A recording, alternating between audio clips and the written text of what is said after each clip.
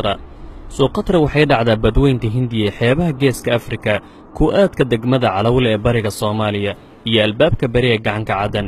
Badka guud ee Suqatra waa 3769 kiiloomitir oo isku wareegsan, taasoo ka dhigan inay 3 mar ka weyn tahay dowladda Bahrayn ee khaliijka dhacdo. Barta ugu dhow Suqatra dhulka Yemen waxay ka fogtahay 300 kiiloomitir, halka magaalada Cadan ay 900 kiiloomitir u jirto, laakiin dhinaca kale wax ka yar 100 kiiloomitir ay ka baxsan tahay xeebaha bariga Soomaaliya. Dhererka jasiiradda waa 125 kiiloomitir, ballaceedana 42 ilaa 50 kiiloomitir. Dadka ku nool waxaa lagu qiyaasaa ilaa 175,000 oo qof. Magaca Suqatra waa magacii ugu horreeyay ee loo bixiyo. Qaabab kala duwan ayaa loogu dhawaaqaa sida Suqatra, Suqatra, Suqutra, Suqatra.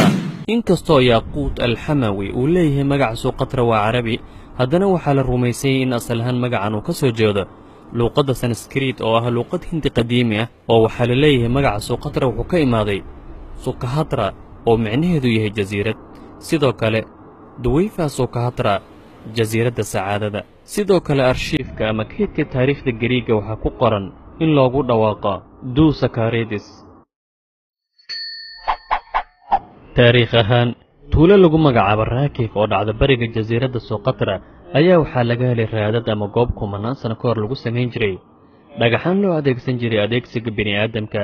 waa casrigii dhagaxaanta ama casrul xajari ama xilligii dhagaxaanta laga qori jiray midiyaha la adeegsado. waa sida ay sheegeen guddi baaritaan ruush iyo yemeniyiin iskugu jiro. sidoo kale waxaa laga helay qubuuro ay ku jiraan qolfoof dadeedo aad qadiim u ah iyo weliba midiyo biro ka samaysan. alaabtaas dambe waxaa lagu qiyaasay in la adeegsan jiray waqti hadda laga joogo ilaa 3,000 oo sano. sidoo kale deegaan jasiiradda ka tirsan oo lagu magacaabo Aryuush ayaa waxaa laga helay sawir gacmeedyo ku sawiran dhagaxaan, laakiin lama xaqiijin taariikhdeeda. waa sawiro la mid ama u eg kuwa laga helay jasiiradda Carabta. lama yaqaana taariikhaan markii uu bini'aadamku lugta dhigay jasiiradda Suqatra, laakiin in lagu magacaabo Alexander Sidorov oo ah caalim ruush ah oo ku takhasusay raadraaca dadkii hore, ahna madaxa mutxafka shucuubta mutaxadiriinta ee Ruushka oo hogaaminayay guddiga baaritaanka Ruushka ee Suqatra gaari ayaa leh waxaan aragnay goob lagu noolaan jiray xilli aad u sii horraysay, taasoo daliil u ah in jasiiradda xilli aad u fog la deganaa.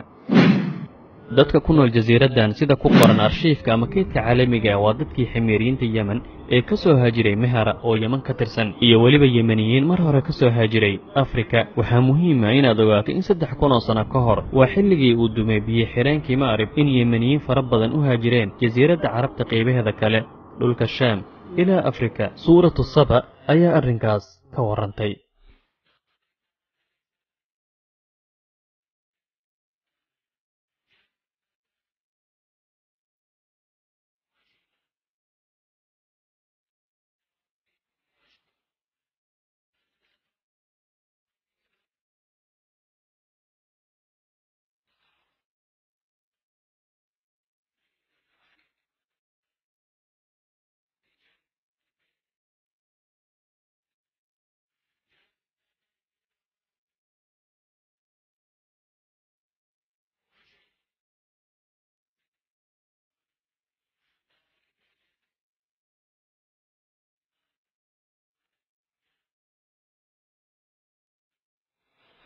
inkastoo jasiiraddu soo martay mawjado duulaan Burtuqiis, Ingiriis iyo aqwaam kala duwan, haddana waxba kama bedelmin dadka ku nool.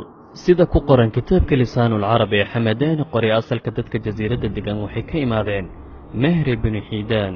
laakiin haddii aan wax yar fiirino sida ku qoran arshiifka ama kaydka Soomaalida, in dadka dega jasiiradda Suqatra ay yihiin qabaa'il Carab Maxamuud Saalix oo ah dad Soomaali ah, waxayna daliilsanayeen in dadka halkaas degan ayna ku hadlin af Carabi. laakiin waxaa xusid mudan in Carab Maxamuud Saalix ay yihiin Meheriyiin oo ah dad dego Yemen ilaa saltanadda Cumaan, halka sidaan soo sheegnayba dadka Suqatra ku nool ay yihiin Meheriyiin. haddaba si kooban dadka halkaas degan waa Meheriyiin haddii ay yihiin Soomaali, Carab Maxamuud Saalix ama Yemeniyiin. Suqatra waxaa looga hadlaa luuqadda Mehera oo ah luuqadda ay ku hadlaan dadka Meheriyiinta ah. waa luuqad aanan Carabi ahayn, Soomaalina ahayn. waxaa lagu xisaabiyaa luuqadaha African Asian Language. ku soo dhowaada qaybta ugu dambaysa mawduuceena oo ah macluumaad iyo faahfaahin kala duwan oo ku saabsan jasiiradda Suqatra. caasimada Suqatra waa magaalada Xadibo. Suqatra waxaa hoos imaada jasiirado yaryar oo kale ah darsa, samxa, cabdilkuuri, siyaal cabdilkuuri, siyaal suqatra. jasiiraddan waxaa lagu magacaabaa jasiiradda cajaa'ibta.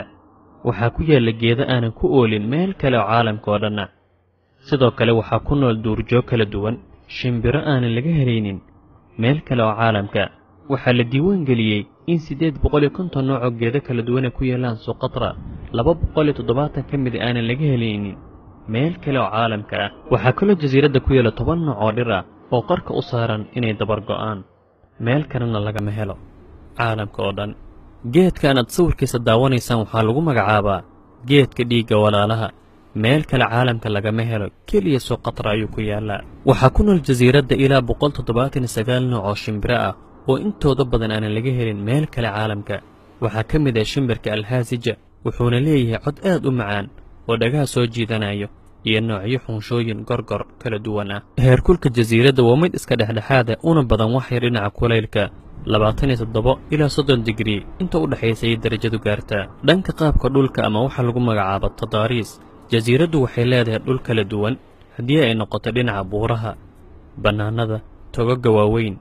sida idiin muuqato sawirkan waa tog ama bohol ku taallo suqatra. 2008 jasiiradda suqatra waxaa lagu daray meelaha lagu magacaabo dhaqanka ama taariikhda caalamiga ah, waxaana diiwaan geliyey hay-adda UNESCO, waxaana lagu magacaabay meelaha adduunka ugu yaabka badan. 2010 jariidadda New York Times ayaa ku tilmaantay jasiiradda suqatra inay tahay jasiiradda caalamka ugu quruxda badan uguna yaabka badan. wixii ka horreeyey 2013 jasiiradda suqatra waxaa lagu xisaabin jiray inay maamul ahaan raacsan tahay gobolka xadramawt ee yemen, laakiin taariikhdaas ayay noqotay gobol goonidiisa u taagan. waa marka laga hadlayo dhanka yemen. dadka ku nool suqatra waxay adeegsadaan dekedda magaalada mukalle ee gobolka xadramawt ee yemen oo ah meesha ugu dhow beriga yemen oo u jirta 300 kilomitir